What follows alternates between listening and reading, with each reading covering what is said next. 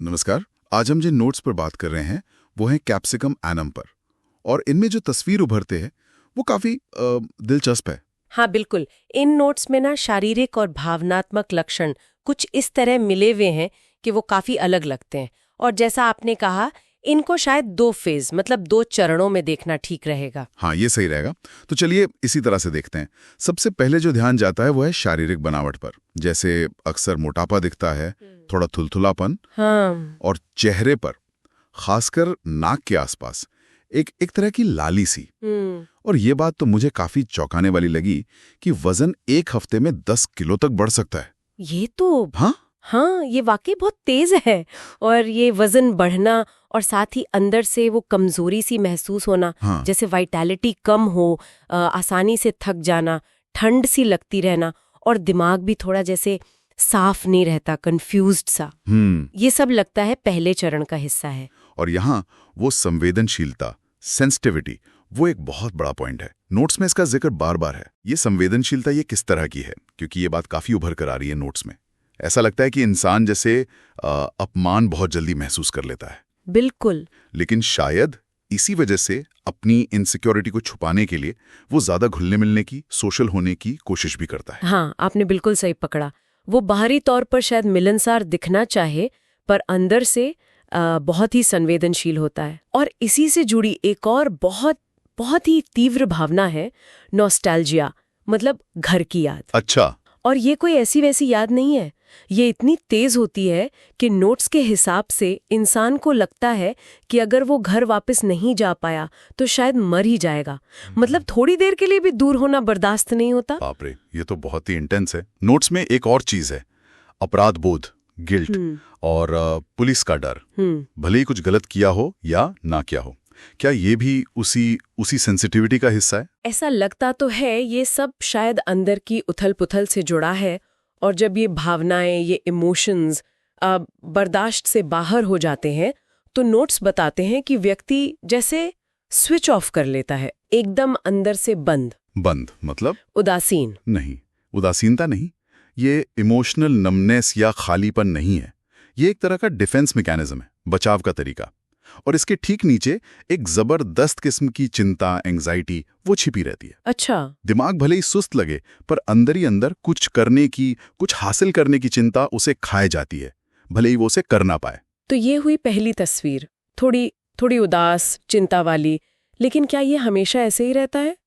आपने कहा दो चरण हैं, तो दूसरे में क्या होता है? कुछ बदलता है? हाँ, बिल्कुल। दूसरे चरण में थोड़ी अलग चीजें दिखती हैं। वहां एक तरह की उत्तेजना, स्टिमुलेशन की इच्छा दिखती है, जैसे कॉफी पीने की, या शराब, या तेज मिर्च मसाले वाला खाना। अच्छा, क्रेविंग होती है? नहीं, दिलचस्प बात यही है। नोट्स कहते हैं कि कोई तीव्र क्रेविंग या तड़प नहीं होती, बस एक हल्की सी इच्छा। शायद थोड़ी सुरक्षा की भावना भी ढूंढता है इंसान इस फेज में। और व्यवहार में भी कुछ फर्क आता है। नोट्स में जैसे चिड़चिड़ापन और आलस्य का जिक्र है, और वो सोने की एक अजीब सी पोजीशन भी बताई गई है। हाँ, वो पीठ के बल लेटना और दाहिना घुटना ऊपर उठावा, ये भी एक खास लक्षण बताया गया है। और इस चरण में शारीरिक लक्षण भी साथ चलते हैं, जैसे अल्सर हो सकता है, बवासीर, या कभी कभी धड़कन तेज होना। पर यहाँ मौत का डर उतना नहीं होता जितना शायद पहले वाले फेज की गहरी चिंता में था। बच्चों के बारे में भी कुछ लिखा है नोट्स में कि उनमें बहुत ज्यादा जिद और मनमौजीपन आ जाता है। हाँ, ये भी एक पॉइंट है। और एक और बड़ी खास बात, जब ठंड लगती है चिल स्टेज में, तो शोर बर्दाश्त नहीं होता और सुनने की शक्ति जैसे तेज हो जाती है, हाइपर एक्यूसिस जिसे कहते हैं। ये तो काफी स्पेसिफिक है। बिल्कुल। और भी कुछ शारीरिक लक्षण हैं जिन पर ध्यान जाता है, जैसे कानों में जलन वाला दर्द, वो कान के पीछे की हड्डी में मेस्टोइडाइटिस, मसूड़ों में सूजन, और एक ऐसी खांसी जिसका जिक्र है कि उससे काफी बदबू आती है, जो खांसने वाले को खुद भी महसूस होती है। ओह। गले में खराश और आवाज का बैठ जाना भी हो सकता है। और सोने का पैटर्न, वो भी तो काफी अजीब बताया गया है। बिस्तर पर जाते ही सो जाना। हाँ, फौरन। फिर ठीक 3 घंटे बाद जागना, वो भी चिंता और असुरक्षा के साथ। फिर करीब 2 घंटे जागते रहना, और फिर सुबह देर तक सोना। ये 3 घंटे वाला पैटर्न तो बड़ा ही पक्का लगता है। हाँ, नोट्स यही कहते हैं कि ये लगभग तय है, चाहे सोने का समय कोई भी हो। ये 3 घंटे बाद जागना एक खास लक्षण है। और हाँ, वो जो घर की याद वाली बात थी, नॉस्टैल्जिया, उसके कारण भी नींद ना आना, वो भी एक लक्षण है। तो अगर मोटे तौर पर देखें, मोडालिटीज जिसे कहते हैं, तो भावनाएं एक्सप्रेस करने से और गर्मी से थोड़ी राहत मिलती है। अच्छा। जबकि ठंड से और कॉफी शराब जैसे स्टिमुलेंट से तकलीफ बढ़ जाती है।